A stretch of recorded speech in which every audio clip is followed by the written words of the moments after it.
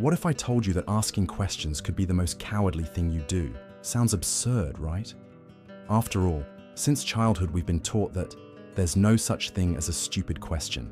That questioning is a sign of intelligence, that smart people ask questions, that doubting is wisdom. But Nietzsche, the philosopher who shook the foundations of Western thought, had a completely different view. For him, there's a type of person who uses questions as a shield. And these people aren't seeking knowledge. They're sabotaging you. They're destroying our capacity to live authentically, to act with strength, to trust our deepest instincts. And the worst part, they've managed to convince all of society that this is virtue. Today, you'll discover why the most dangerous philosopher in history believed that certain questions are weapons of psychological warfare, how this sick obsession with justifications was born, and most importantly, how to free yourself from this mental prison that's killing your dreams before they're even born. Prepare yourself, because what you're going to hear today goes against everything you've been taught about wisdom. Let me tell you a story. You've been thinking about starting that creative project for months.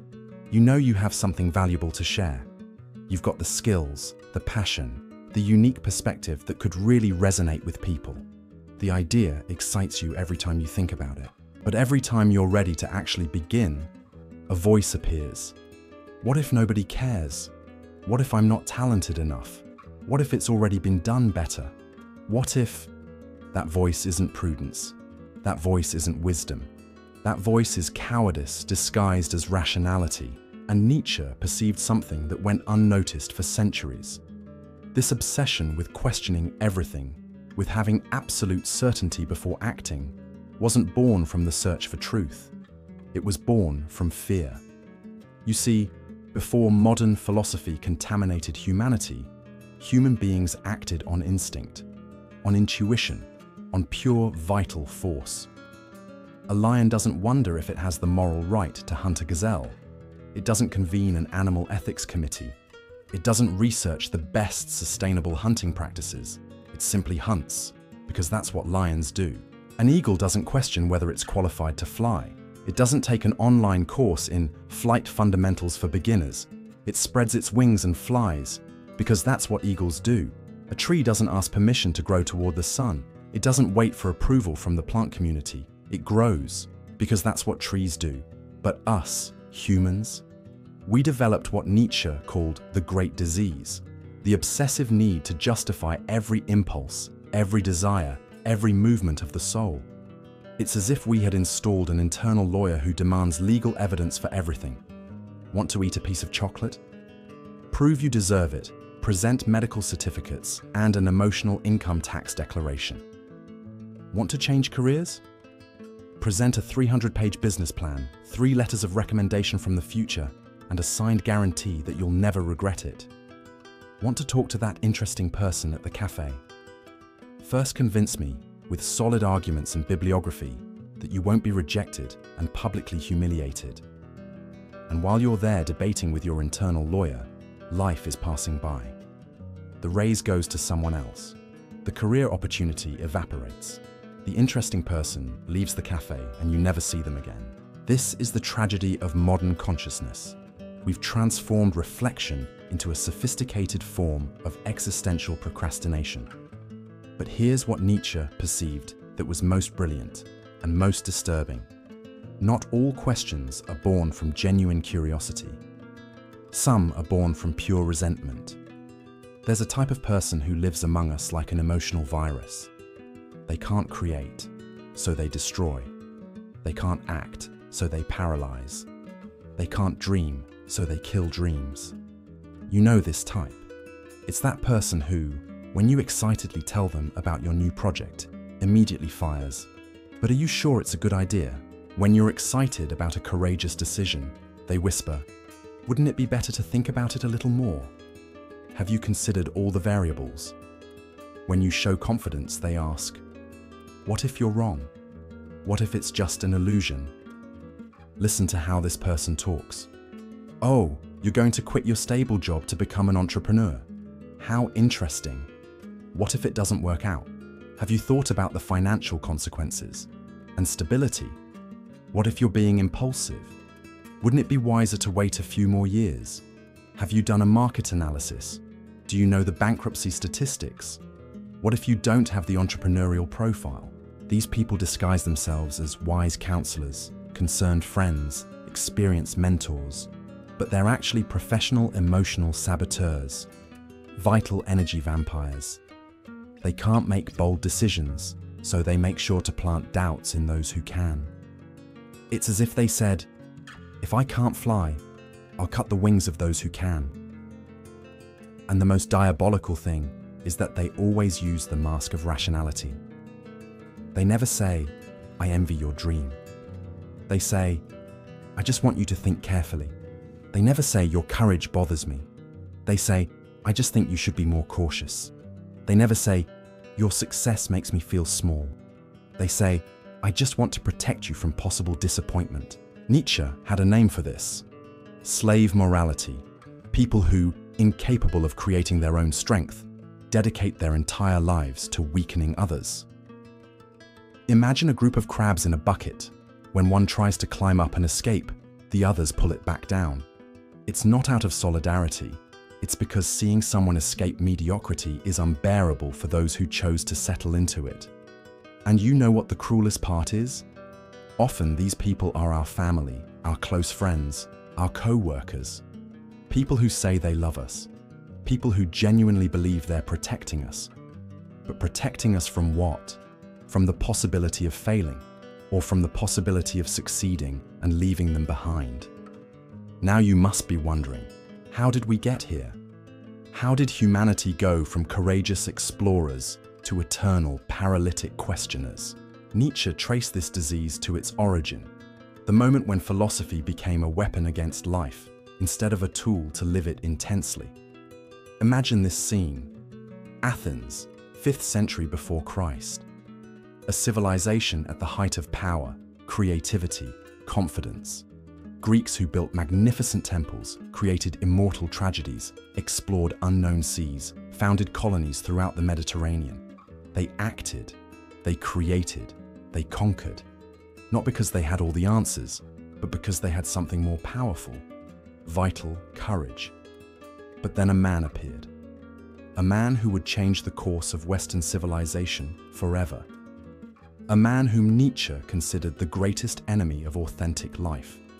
Socrates.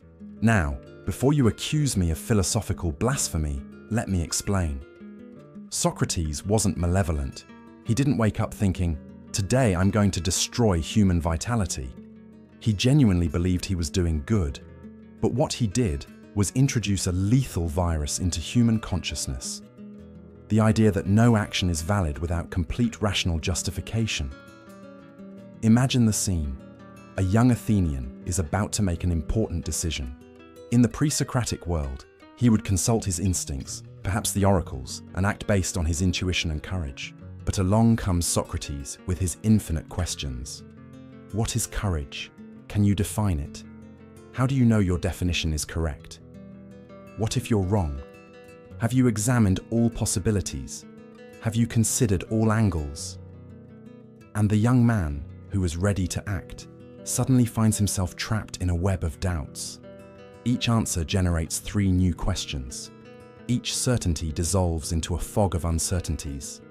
The result?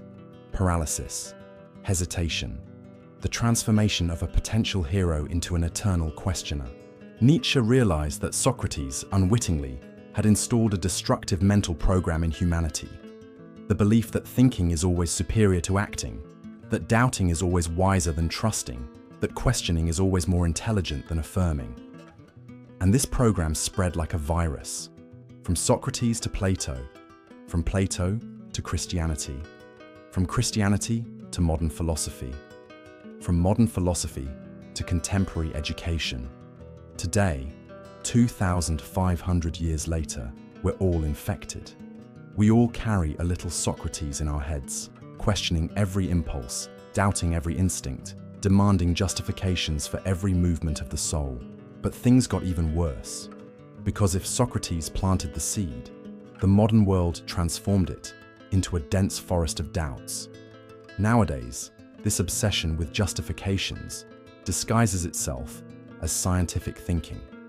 And I'm not criticizing real science, I'm criticizing scientism, this modern religion that transformed studies prove into the new, thus says the Lord. Have you noticed how we live in a society where nothing can be done without a peer-reviewed study? We can no longer trust our experience, our intuition, our ancestral wisdom, our instincts refined by millions of years of evolution. Everything, absolutely everything, must pass through the sieve of scientific evidence. It's like those people who can't choose a restaurant without first reading 47 reviews on TripAdvisor, analyzing star ratings, checking if the chef has a cordon bleu diploma, researching ingredient origins, consulting nutritional tables, reading articles about the risks of each type of cuisine. Dude, sometimes you just want to eat a pizza. Sometimes your body knows what it needs. Sometimes your intuition is wiser than 1,000 studies. You know what's most ironic? Some of the greatest geniuses in history, Einstein, Mozart, Da Vinci, Jobs, made their most important decisions based on intuition, not studies. Einstein said that intuition is a sacred gift and the rational mind is a faithful servant. We have created a society that honors the servant and forgot the gift. How many times have you had a powerful insight, a brilliant idea, a strong feeling about something, but then thought, no, I need to research more. I need more data. I need scientific confirmation. And while you were researching, someone who trusted their instinct had already put the idea into practice and was reaping the results. Nietzsche would say, we've transformed science into a new form of intellectual cowardice. Instead of God doesn't allow, we now say, science doesn't prove. The name of the authority changed, but the paralysis continues exactly the same. Look at social media. People don't post anything spontaneous anymore. Everything is calculated, tested, optimized. What's the best time to post? Which hashtag has more engagement? Which filter will generate more likes? Where is the spontaneity? Where is the authenticity? Where is the courage to simply be without needing algorithmic approval? We're creating a generation of humans who need external authorization to feel, think, and act. A generation that has lost contact with their own instincts and intuitions. And this isn't evolution. It's regression disguised as progress. Now comes the part that really hurts. All of us, absolutely all of us, have a little Socrates living in our heads. An internal interrogator who transforms every simple decision into a master's thesis in hesitation. This voice is so subtle, so rational, so prudent, that we rarely notice how it's destroying our lives from within. Want a brutal example? How many times have you refrained from posting something on social media because you kept questioning, what if they misinterpret it? What if they think it's pretentious? What if nobody likes it? What if it seems like I'm showing off? What if my co-workers see it? What if... How many times did you not apply for a better job because you thought, what if I'm not qualified enough? What if they reject my resume? What if they discover I'm a fraud? What if... How many times did you not talk to someone interesting because the voice whispered, what if she already has a boyfriend? What if she's not my type? What if she finds me boring? What if... This constant self-censorship, this need for external approval disguised as careful analysis, this paralysis disguised as prudence. This is exactly the poison that Nietzsche identified as the force that's killing our vitality. It's like having an evil critic sitting on your shoulder 24 hours a day, whispering poison in your ear. You're never free. You never have peace. Every creative impulse is immediately bombarded with doubts. Want to write a book? What if it's bad? What if nobody reads it? What if you have no talent? Want to start a business? What if it fails? What if you lose money? What if it's just a phase? Want to travel alone? What if it's dangerous? What if you feel lonely? What if it's a waste of money? You know what the real problem is? While you're there questioning whether or not to act, life is passing by. Opportunities are being lost. Dreams are dying on the autopsy table of deep reflection. Because look, life doesn't wait for you to have all the answers. Love doesn't wait for you to be ready. Success doesn't wait for you to have absolute certainty. Happiness doesn't wait for you to resolve all your insecurities. Life happens now, while you're thinking. Let me tell you something that will shake you.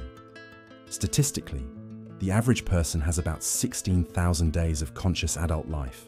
16,000 days to realize dreams, build relationships, create something meaningful. How many of those days have you already wasted questioning, doubting, hesitating? How many days have you lost debating with the voice in your head instead of simply living? This is the true tragedy of modern consciousness. We don't die from wrong decisions. We die from decisions not made. But Nietzsche wasn't just a destructive critic. He had a proposal, an alternative, a way out of this mental prison we've built for ourselves. He observed that throughout history, there have always been two types of people: those who ask permission and those who ask forgiveness. Those who wait for approval and those who create approval. Those who follow and those who lead. And the difference between them isn't talent, isn't luck, isn't privilege, it's life philosophy. The conquerors of history, the artists who changed art, the entrepreneurs who created industries, the leaders who transformed societies, the inventors who revolutionized the world. They didn't sit around asking existential questions until they had absolute certainty. They acted first, adjusted later. They failed, learned, adjusted, tried again. Steve Jobs didn't do market research to know if people wanted an iPhone. In fact, all research said they didn't want one, that they were satisfied with their Blackberries and Nokias. But Jobs created the demand. He trusted his vision more than market studies. Picasso didn't ask the Art Academy if he could invent Cubism. He simply painted what he felt, even when everyone said he was crazy, and he revolutionized art forever. Colonel Sanders was 62 years old and broke when he decided to try selling his chicken recipe. He was rejected 1,009 times before someone accepted. Imagine if he had stopped to analyze deeply after the 10th rejection. This is the master morality that Nietzsche defended. And don't get confused. It's not about dominating other people. It's about dominating your own doubts, your own fears, your own inner voice that always finds 47 reasons for you not to try. It's about having the courage to trust your deepest instincts, even when all of society is telling you to think better. Imagine how your life would be if, instead of questioning every impulse, you asked, what if this works out? What if I'm capable? What if this is the opportunity that will change everything? Instead of, what if I fail? You thought, what if I don't try and spend the rest of my life wondering what if? Because here's a secret nobody tells you. The regret of not having tried is infinitely more painful than the regret of having tried and failed. When you fail, you learn. When you don't try, you just question yourself. Forever. Okay, but how do you apply this in practice? How do you break decades of mental conditioning? How do you silence the internal interrogator without becoming imprudent? First, understand that imperfect action always teaches more than perfect reflection. Want to test a business idea? Don't write a 200-page business plan. Don't do 6 months of market research. Don't consult 15 experts. Make a prototype in a week and show it to 10 real people. You'll learn more in a week of action than in a year of planning. Want to learn guitar?